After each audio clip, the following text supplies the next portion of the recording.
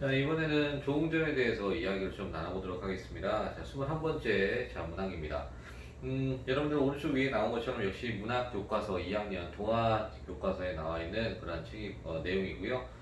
조응전은 많이 이렇게 들어봤을 작품입니다. 이 작품도 기본적으로 영웅소설, 군담소설에 대한 역할을 갖다 보여주는 그런 글이고요.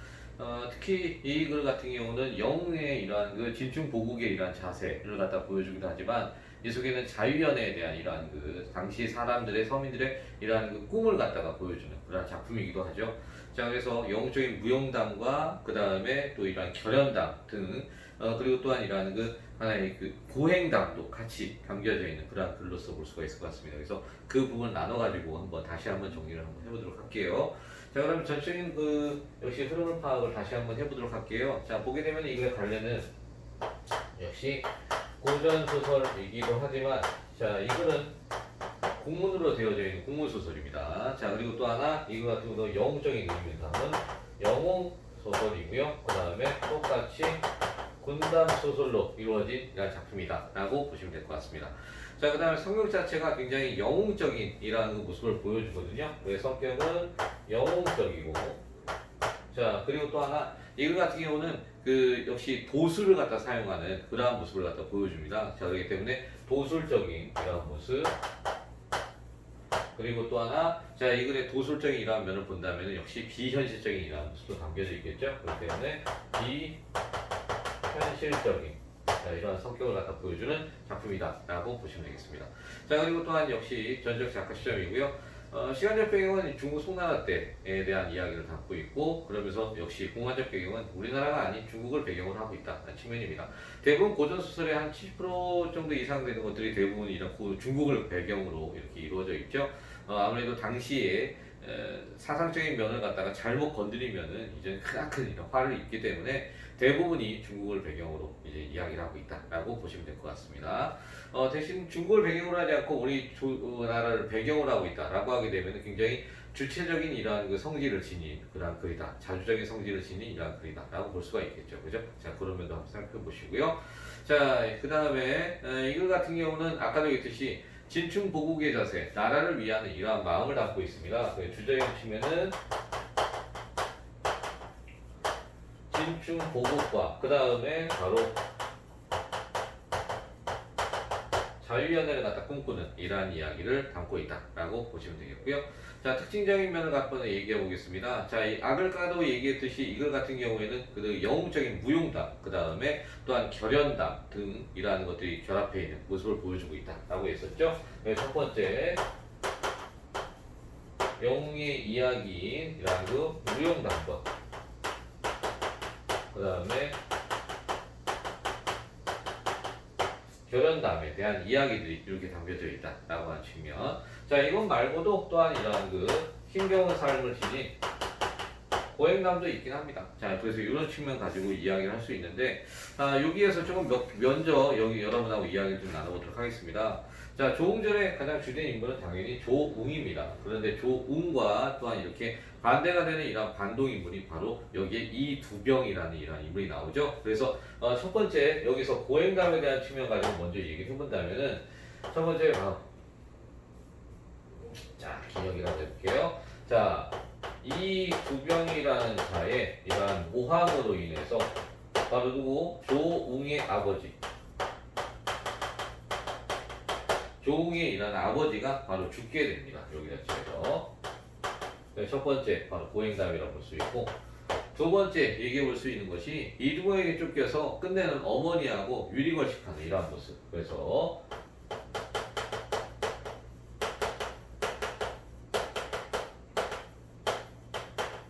자, 하는 이러한 모습을 갖다 보여주게 되고요.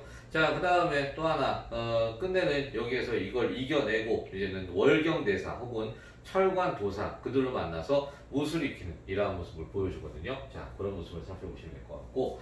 자, 그 다음에, 두 번째, 여기서 이제 결연담, 여기 결연이라고 썼네요. 결연담 같은 경우에는 이제 보게 되면은, 이제 누군가의 이제 만남을 갖다 얘기하는 거잖아요. 자, 여기에서 보여주는 것은 이쪽으로 얘기하겠습니다. 첫 번째, 바로 장소저가 나오죠. 장소저와 혼담이 오가는 이야기를 갖다가 보여주고 있습니다. 자, 그리고 또한 여기서는 그 장소저가 끝까지 자신의 이러한 정절을 갖다 지키고 끝내 이제는 강호자사에게서 이제 청혼이 오는데 그것을 거절당하자 또 거기서 이제는 그 아무래도 강호자사 같은 경우는 또 나쁜 행동을 갖다 이렇게 하려고 하죠. 그래서 피난을 하고 이제 강선함에 되게 된 이런 모습이 더 담겨 있습니다. 그렇기 때문에 여기 자체에서는 그 장소저가 끝내 정절을 지키는 두 번째 장소저가 아까 얘기했었던 강호자사에게 있어서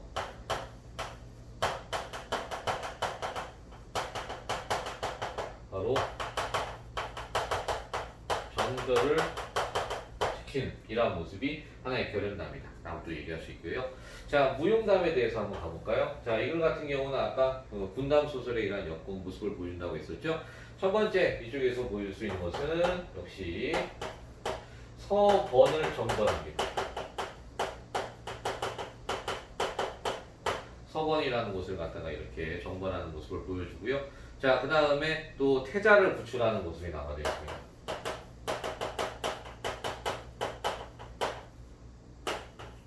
자, 그리고 세 번째 얘기할 수 있는 것이 이두병의 군대를 물리칩니다.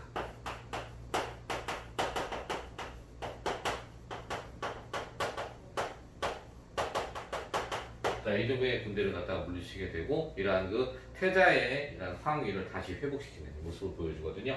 자, 그러다 보니까 이러한 무용담과 결연담 그리고 고행담 등을 바탕으로 해서 이 글이 전개되고 있구나 라는 것을 갖다가 보여주는 이러한 글이다 라고 보시면 될 것 같습니다. 자, 그 다음에 또 하나. 자, 이번에는 두 번째 특징을 갖다가 본다면 이 글에 있어서는 바로 한시를 삽입해서 이 글에 의한 그 인물의 상황이나 의중을 갖다 드러내주고 있다라고 보시면 될 것 같습니다. 자, 그래서 자, 이번에 좀 체크해 볼게요.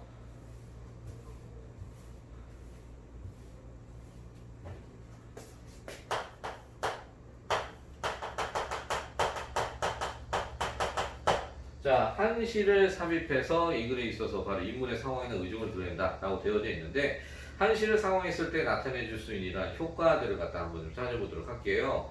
자, 기본적으로 이 글에 있어 한시라는 것은 이 글은 산문문학입니다. 그러니까 산문문학인데 그 하나의 일면에 있어서 시를 삽입하게 되니까 단조로움이 이제는 해소될 수가 있겠죠. 그죠? 자, 그래서 한시를 삽입함으로써 보여주는 효과들을 먼저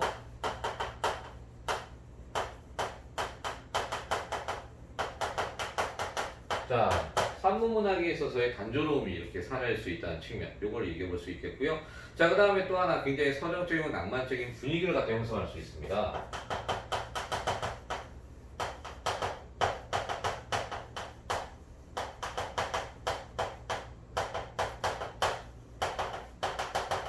서정적이고 낭만적인 분위기를 갖다 줄 수 있다는 측면이고요. 그 다음에 또 하나 작품의 주제를 굉장히 집약적으로 보여주는 효과를 가지고 있죠.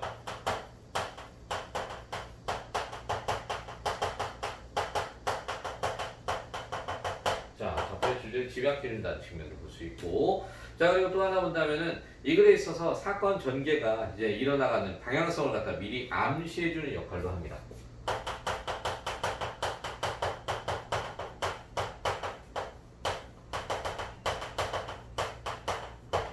자, 그리고 이제 또 하나 얘기해 본다면은 등장인물의 내면 심리죠. 가장 큰 게.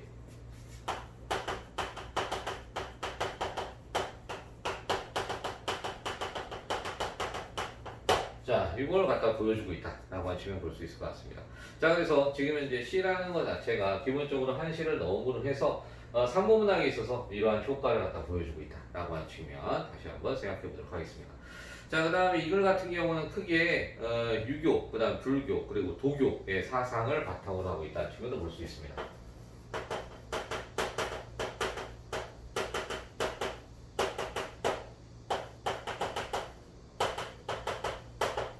유교와 불교와 도교의 이런 사상이 바탕되고 있다라고 하는 측면도 살펴보시면 되겠고요. 자, 그 다음에 이제 아까부터 얘기했었죠. 바로 이 글 같은 경우는 진충고국의 사상도 있지만 가장 중요한 게 자유연의 사상을 품고 있었다는 측면 얘기했었습니다. 그렇기 때문에 여기서는 굉장히 파격적인 거죠. 이 자유연애라는 것 자체가. 자, 그래서 네 번째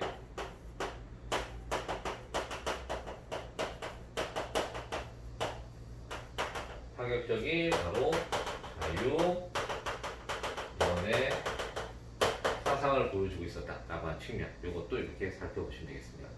자, 그래서 지금 현재 우선은 영적인 부분에 있어서 이러한 결연담이나 혹은 아니면 무용담, 그리고 또 이러한 그 모습을 지니고 있었고, 자, 그리고 또 뭐 한시를 넣었다든지 유불선에 대한 이러한 그 세 가지의 사상도 보여주고 있고, 자, 그리고 파격적인 이러한 자유인의 사상까지 갖고 있는 이러한 글로서의 특징을 갖다가 살펴보시면 되겠습니다.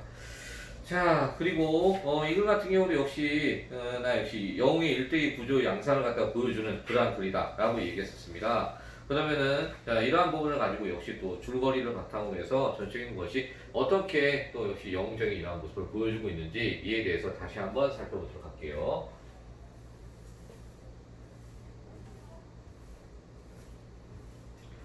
자, 저 시간에도 얘기했듯이, 자, 본다면은, 영웅소설이면은, 탄생의 이러한 과정이 있어야 되죠. 탄생이면은 역시 고귀한 혈통을 갖다가 보여줘야 된다. 라고 얘기했었습니다.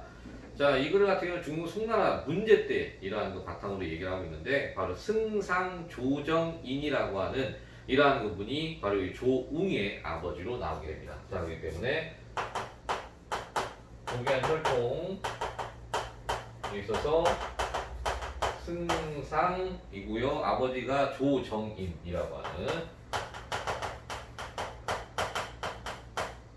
아버지로서 이렇게 나오게 되는 것이다 라고 볼 수 있습니다. 자, 그런데 여기에서는 보게 되면 어떠한 그 하나의 뭐 기이한 탄생에 대한 부분은 이거는 뭐 크게 눈에 보이는 것은 없는 것 같고요. 자, 그런데 문제는 간신 이두병의 참수로 음독 자살을 하시게 됩니다. 자, 이분이 자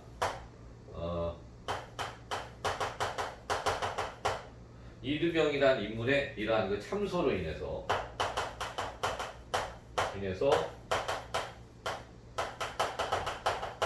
음독 자살을 갖다 하게 되는 이러한 모습을 보여준다는 거. 자, 그러니까 탄생은 지금 이제 고귀한 혈통을 갖다 보여줬고, 음독 자살을 함으로 해서 이제 뭐가 됩니까? 이러한 것은 이제는 그 조웅이라고 하는 이러한 아들 자체가 이제는 아버지를 잃게 되는 위기를 갖다 겪게 되는 것이죠. 그죠? 그렇기 때문에 이것이 두 번째 위기다라고 이렇게 보시면 되겠습니다. 근데 또 이러한 그 조정의 이러한 아들이 조웅을 갖다가 문제라고 하는 이러한 그 황제가 굉장히 좀 안타깝게 여겼나 봐요. 그래서 문제가 바로 이 그 조웅을 갖다가 자신의 태자와 함께 곁에 있게 하는 이러한 모습을 보여줍니다. 그렇다면은 세 번째 여기서 볼 때 이러한 일 때문에 바로 조력자가 탄생하게 되겠네요. 바로 조력자 누구? 바로 문제.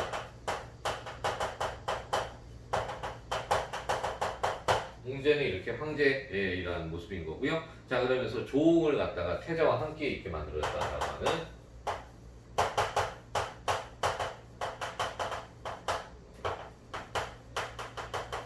자, 함께 있는 이러한 모습을 보여주게 됩니다. 자, 그런데 조웅이 자 어느 날 거리에 나가서 이두병에 대해서 욕을 하는 이러한 글을 갖다가 벽에 붙이고 이렇게 들어오게 됩니다. 자, 그래서 이러한 조웅의 아버지가 갑작스럽게 이제는 그 너무나 위급한 상황이 벌어지게 되겠죠. 아무래도 벽지에 그런 걸 붙이게 되니까. 그래서 어머니한테 이제 꿈에 나타나가지고 그래서 빨리 거기서 피하라라고 얘기를 하게 됩니다. 그래서 조웅의 모자는 이러한 이두병의 모략을 갖다 간신히 피할 수 있게 되고 도망을 치게 되는데요. 하지만 아까도 얘기했듯이 갖은 고생을 갖다 당하게 됩니다. 자, 그러다가 이제 누굴 만나냐면은 바로 월경대사를 갖다 만나게 됩니다. 자, 두 번째. 자, 바로 조력자 월경대사를 갖다 만나게 되는데요. 이 월경대사를 갖다가 만나게 됨으로 해서 이제 강서남에 머물면서 거기서 잠깐 동안 이렇게 또 여러 가지 이런 술법들을 갖다 배우게 됩니다. 자, 그리고 술법들을 배우고 그리고 나서 술법을 배우고 또 하나 이란 도사, 바로 화산이란 그 도사를 갖다가 만나게 됩니다. 자, 그래서 화산도사에게서 바로 이 명검인 삼척법을 갖다 얻게 돼요.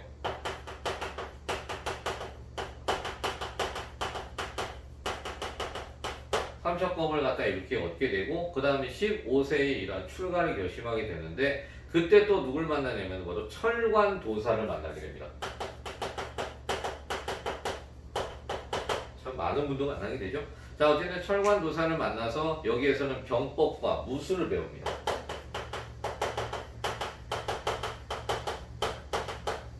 자, 병법과 이렇게 무술을 배우게 되고요. 자, 그리고 나서 이제 거기서 또한 이 말인 천리말을 얻게 됩니다. 천리말을 갖다가 이렇게 얻게 되고요. 자, 그리고 나서 이제 강서남으로 어머니를 만나러 가던 도중에 자, 장진사라는 집에 잠깐 머물게 됩니다. 좀 조력자가 많은 것 같아요. 장진사에 머무르는데 거기에서 누굴 만나냐? 바로 장소저라는 딸을 만납니다.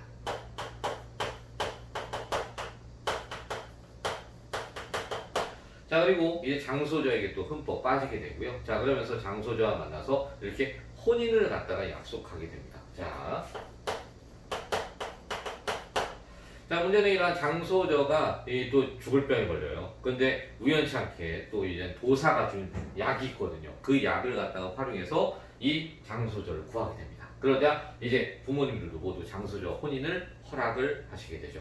자, 그리고 나서 이제 잠깐 동안 이러한 그 조웅은 이러한 그 송황실을 갖다 회복하기 위해서 이러한 그 송나라로 이렇게 가던 중에 이러한 그 서번이라고 하는 아까 이야기했었죠. 서번이 이렇게 위국을 침공했다는 이야기를 듣게 됩니다. 조웅은 이렇게 위국으로 가서 위왕을 도와서 바로 서번국을 이렇게 격파하게 되죠. 자, 그렇다면은 조력자들에게 얻었던 이러한 그 온갖 힘을 이제 발휘할 수 있는 이러한 것이 되겠죠. 그래서 바로 네 번째 이야기할 수 있는 부분이 아까 얘기한 것처럼 서번을 갖다가 이렇게 격파한다는. 그럼 서번을 격파한다는 이야기는 바로 어떤 부분일까요? 바로 위기를 극복하는 이러한 부분이 될 수가 있겠죠. 그죠? 자, 그래서 이러한 조력자들에게 힘을 얻은 것으로서 위기를 극복하게 되는 것입니다.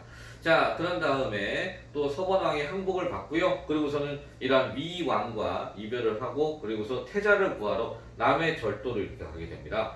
자, 그런데 거기에서 이제 이두병은 거기서 태자를 갖다가 죽이려 했던 바로 이러한 그 이두병이 태자를 죽이려고 이렇게 하는 와중에 조웅이 이를 갖다 물리치고 태자를 갖다가 구하게 됩니다. 자, 그래서 여기서는 이제 이두병도 격파하고 태자 구출하게 되는 이러한 모습을 보이게 됩니다. 자, 태자를 갖다 구출하게 되고 이제 지방 관리들도 차례로 역시 또 이두병이 역시 또 이 지방 관리들을 만들었기 때문에 그들을 갖다가 이제 처단하는 이런 모습을 보여주고요.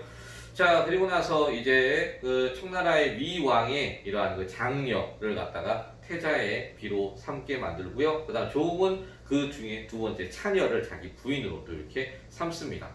자, 그리고 나서 조웅은 수십만 대군을 동원해서 이번에는 황성을 쳐서 이두병의 목을 갖다 베게 됐고요. 그리고 나서 천자의 자리에 이렇게 등극시키는 태자를 천자의 자리에 등극시키는 모습을 보여줍니다.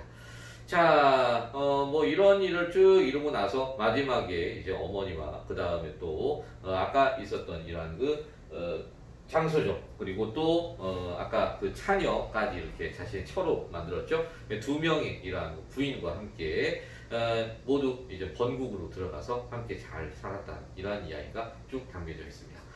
자, 그러니까 따지고 보면은 하나의 고귀한 탄생서부터 그리고 또 이러한 조력자들의 만남을 통해서 이러한 위기를 극복하는 이러한 과정을 거쳐왔기 때문에 영웅적인 이러한 탄생의 모습을 갖다가 보여준 그러한 글이다라고 보시면 되겠습니다.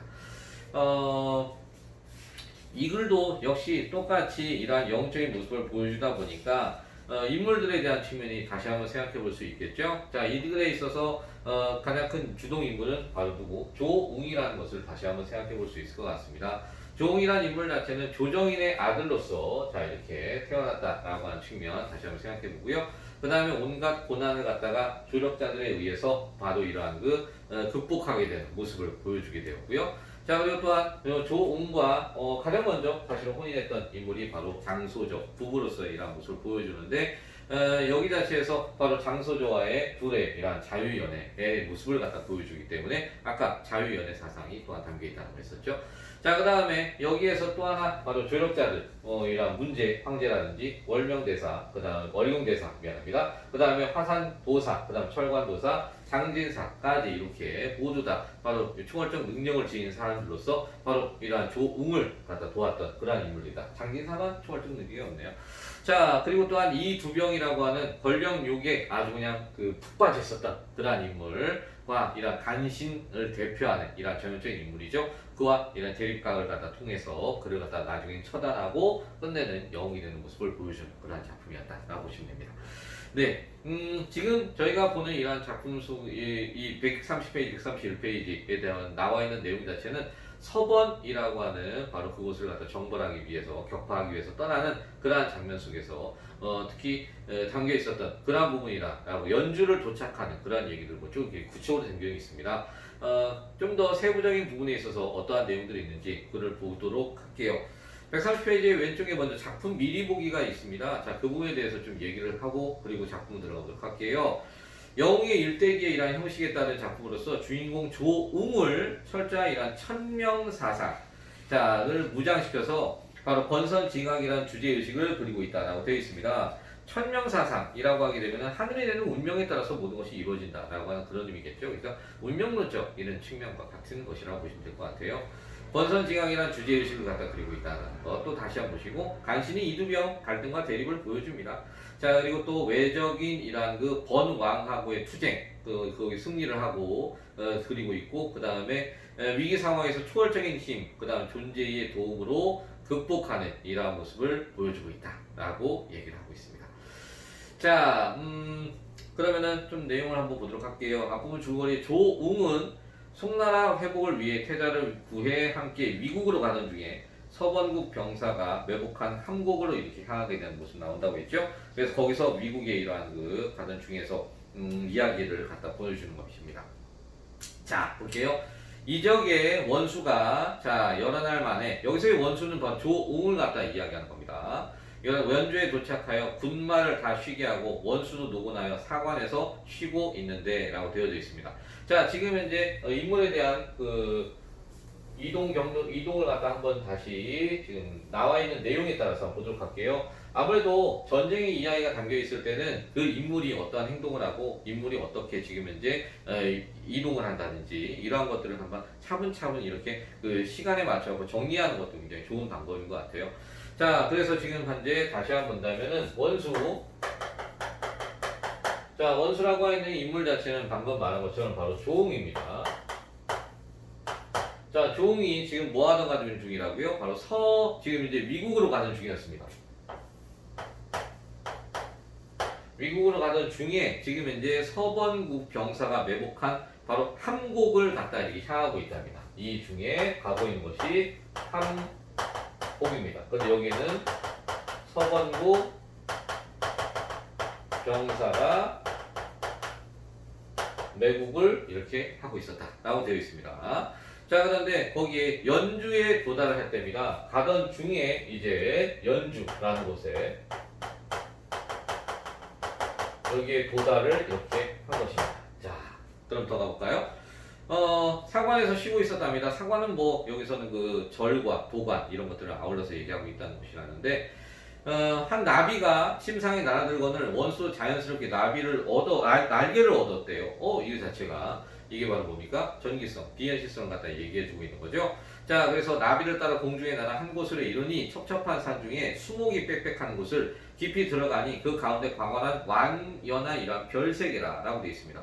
그리고 한 곳에 나라들이 아름다운 궁궐이 하늘에 닿았거늘 나아가 보니 문에 현판을 붙였을 때 바로 만고충렬문이라 이렇게 뚜렷이 쓰여 있었다라고 되어 있습니다. 그렇다면 지금 현재 누굴 따라서 갔습니까? 원수가 갑작스럽게 자 한쪽으로 다른 쪽으로 흘러가게 되네요. 자, 날개를 얻었습니다. 날개를 얻게 되고 그리고 나서 간 곳이 지금 딱 보니까 현판문에 만고충렬문이라고 써 있었어요.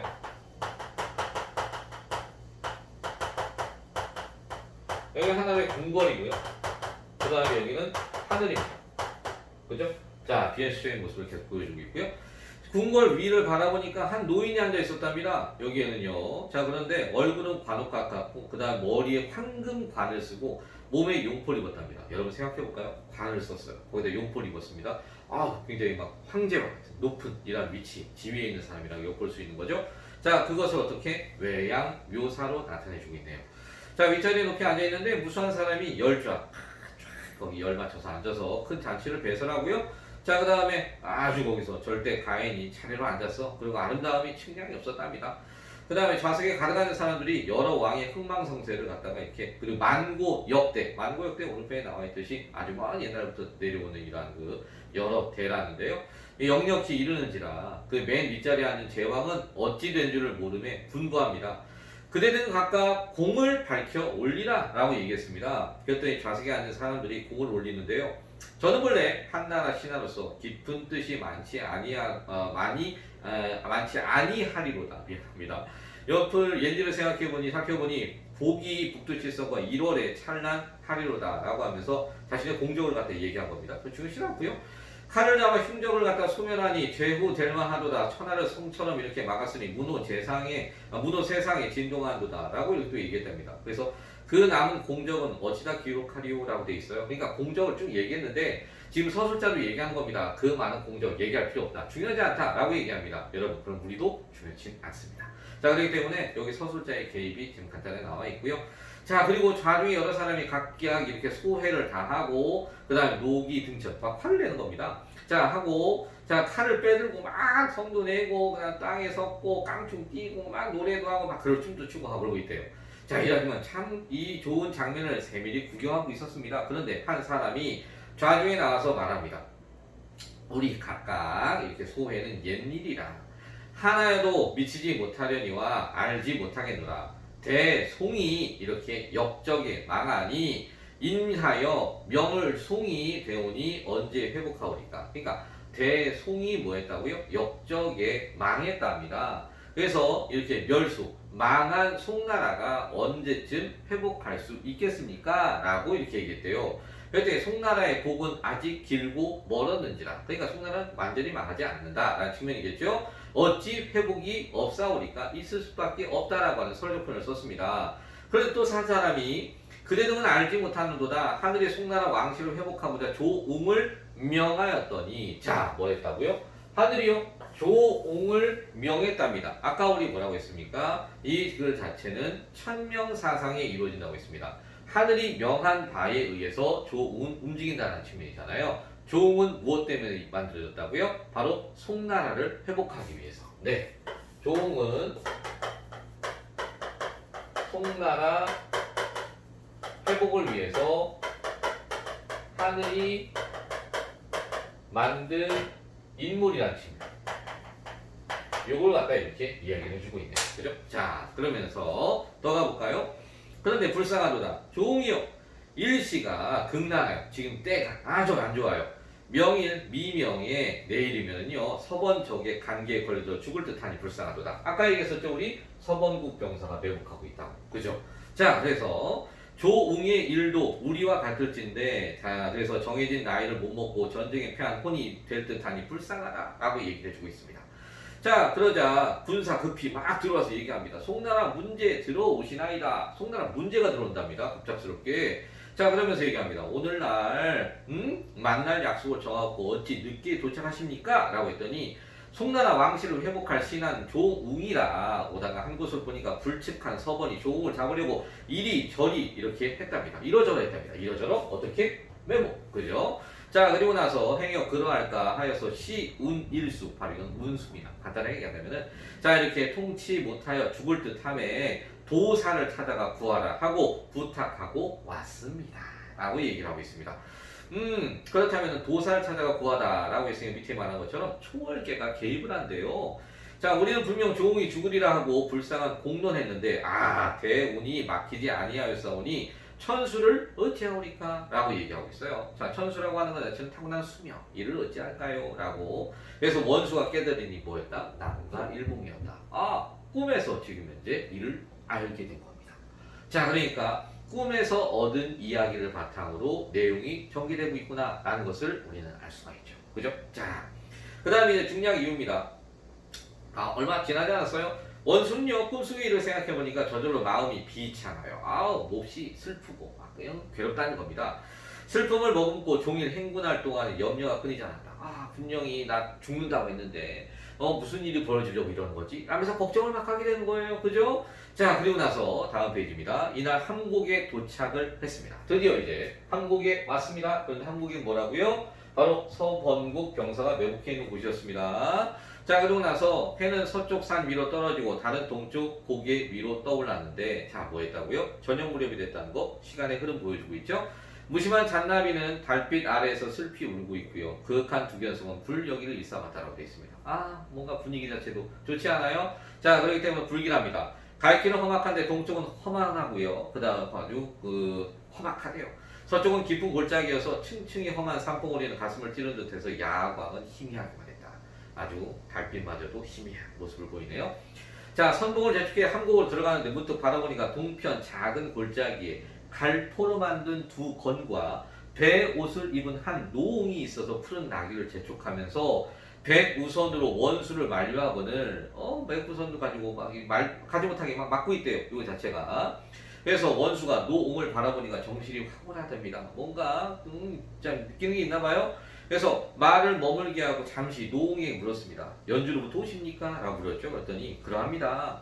위국으로 가는 조 원수를 혹 보셨습니까? 그게 누구예요? 조옹이잖아요. 바삐 알려달래고. 그래서 뭔가 의심스럽긴 하지만 내가 바로 조옹인데 무슨 일이십니까? 그랬더니 나는 떠돌아다니는 나그네다 라고 하십니다. 성품이 남과 달라 빼어난 삼천과 명승지지를 갖다 이렇게 즐겨 구경하고 두루 다녔는데 오르봉이 들어갔다가 천명 도사를 만났답니다. 우리 아까 천명 도사 지웠네요 제가. 자, 수삼일을 머물렀는데 출발할 때 한 서차를 주십니다. 그대에게 오늘 5시에 전화라고 얘기했답니다. 그래 나귀를 갖다 바삐거나 진시에 도착하려고 했는데 피곤했대요. 그래서 나귀 탓으로 시간을 넘겨서 이렇게 버렸기에 행여 못 만날까 염려했는데 이곳에서 만나니까 어찌 즐겁지 아니하겠습니까? 매우 즐겁다는 서류적 표현을 썼죠. 그래서 편지를 주었습니다. 그리고 하직하고 원수 다시 노옹을 보니까 행색이 아득하답니다. 매우 빨리 사라졌다는 거죠. 그럼 노옹도 어떻습니까? 뭔가 신적인 의미, 그죠? 자, 그러면서 또 볼까요? 마음을 신기하게 여겨서 어쨌든 편지를 봤어요. 그랬더니 뭐랍니까? 함곡에 들어가지 말고 성중으로 먼저 들어가서 포를 한번 쏘라 라고 얘기했습니다. 미리 매복한 것을 알려주는 거죠. 그래서 너무 놀랐어요. 그래서 막 장수를 부릅니다. 위홍창이라고 하는 장수를 불렀죠. 그랬더니 장조를 함곡에 들어가지 못하게 하라 라고 막 얘기했어. 그랬더니 이미 선봉은 함곡에 들어갔는데요 라고 얘기하네요. 그래서 빨리 가서 뭐 하래요? 대종을 합니다. 그래서 거기서 밑에 보시면 원수의 명을 듣고 군사를 물렸대요. 그래서 원수가 편지를 얻어서 기뻐하면서 진을 쳤다라고 했습니다. 지금 보시면은 모두가 다 앞에서도 그렇고 꿈속에서도 그렇고요. 지금 이 과정에서도 그렇고 굉장히 조력자들에 의해서 원수가 위기 상황을 갖다가 극복해내는 이러한 모습을 볼 수가 있습니다. 그죠? 자, 그런데 그 모습이 모두 전기적이고 비현실적인 상황으로서 이야기가 전개되고 있죠. 그죠? 자, 네. 그러면 이렇게 연주에 도착한 조웅이 꿈을 꾸는 모습과 그 다음에 함곡에 도착해서 노옹이 편지를 받아서 이러한 조력자들의 도움으로 위기를 극복하는 상황을 여러분 보셨습니다. 자, 132페이지의 문제는 여러분 한번 좀 살펴주시고요. 역시 나중에 풀거나 질문 있으시면 질문해 주시면 되겠습니다. 133페이지에 다른 장면의 내용이 나와 있는데요. 자, 여기는 또 어떤 내용인지 한번 보면서 여러분 아까 줄거리 살짝 말씀드렸죠? 그 부분 중에서도 어디일까? 여러분이 한번 연상해 보도록 하겠습니다. 자, 내가 이제 세상에 나가도 세상에 나간다고 했습니다. 남에게 화를 입지 않을 것이옵니다. 또한 내 몸이 중이 아니라는데요. 네, 오래 산속에 있사오니 황성 소식도 모르고 나의 심중에 품은 일도 아득하와 일전에 못 친께 사정을 고하오니 도리어 꾸중하시는 바람에 다시 거역하지 못하였사거니와 다시 말하면은 밖으로 나가지를 못했다는 겁니다. 어머니 때문에. 대사께서는 저를 위하여 모친의 마음을 돌려서 저의 뜻을 표기함이 어떠하시겠습니까? 대사 나와 있습니다. 여러분 아시겠어요? 맨 처음에 어머니와 이제 급하게 도망을 치다가 그러다 어땠습니까? 거기에서 이제 절에 들어가서 잠깐 있었던 바로 그때의 모습인 것 같죠? 그죠? 자, 그리고서는 공자의 말은 반반한 장부의 말이다. 네 말은 굉장히 장부의 이러한 모습인 것 같다라고요. 부인 앞에 가서 고금의 일을 이야기하다가 고금의 일이라는 것은 과거에 있었던 일들을 공자의 품은 큰 뜻을 여쭈니 부인이 이렇게 말했답니다. 말은 당연합니다. 내 자식이지만 참 이렇게 대단한 이런 아이라는 거 알고 있습니다. 말리타국에 보내고 어찌 이 적막강산 사고무친한 곳에서 잠시라도 있을 수 있으며 누가? 어머니 혼자나 또한 저의 나이 어리고 그리고 세상의 사회에 어리석은 자라 어리석은지라 어지러운 세상에 나가 어찌 될 줄 알 수 있겠습니까? 그러니까 지금 현재 이 아이를 말리타국에 보내고 그 다음에 참 이 아이가 이 아이와 의지할 곳이 이제 전혀 없는 그죠? 그러한 곳에서 또 이 아이가 어리고 그런 세상은 또 더더욱 세상에 어리석고 그런데 참 이 아이가 어떻게 될 줄 나는 참 걱정이 된다. 너무나 걱정이다. 라고 이렇게 어머님 말씀하십니다. 그랬더니 부인의 말씀도 일리는 있다. 그러면서 이제 공자를 어리다 하시거니와 그 다음에 천병만마의 시석이 비오듯하여 천병만마의 시석, 거기 시석이라고 하면은 예전 전쟁에 쓰던 화살과 돌이라고 이렇게 얘기했네요. 비오듯하여 살기가 충천한 곳에 넣어도 조금도 걱정할 바가 없을 것이니 누가? 이 아이가 바로 조웅이가 부인은 어찌 사람의 운명을 의심하십니까? 자 그래서 여기 홍문현 살기 중에 폐공이 살아났고 타강산 천경사의 부인이 살아났으니 어찌 천명을 근심할 수 있겠습니까? 자 이거는 예전 고사를 갖다 인용해서 이야기를 하고 있고요. 자, 그 다음에 소승 또한 공자의 환란을 짐작하지 못하오면 자, 어찌 출세함을 권할 것이고 또한 공자 세상에 나아가도 부인은 이곳에 계시오면 무슨 의심이 있을까요? 전혀 의심 없습니다. 라고 얘기합니다. 여기서 말하는 공자는 역시 조웅을 말합니다. 그러니까 바로 여기에 나오는 조웅은 처음부터 얘기했습니다. 본인 자체가 이제 그만 절에 있고 나아가서 자신의 이러한 남자로서의 기계를 갖다가 널리 펼치도록 하겠다라고 했고 그랬더니 이제 여기에 나와 있는 대사께서 본인에게 이제 어머니를 좀 이렇게 설득해 달라라고 했더니 지금 가서 설득하는 이런 장면인 거죠. 그죠? 자, 그랬더니 부인이 한동안 생각하십니다. 만일 존사의 말씀과 같이 못하면 어찌하시겠습니까? 라고 하시면서 자, 그랬더니 공자의 평생 영욕을 다 알았사오니 조금 더 염려하다. 그러니까 다시 말하면은 공자에 대한 이러한 영예와 치욕 모든 것을 내가 다 알고 있다. 그러니까 걱정하지 마. 충분히 일을 해결할 수 있을 그런 분이다라는 겁니다.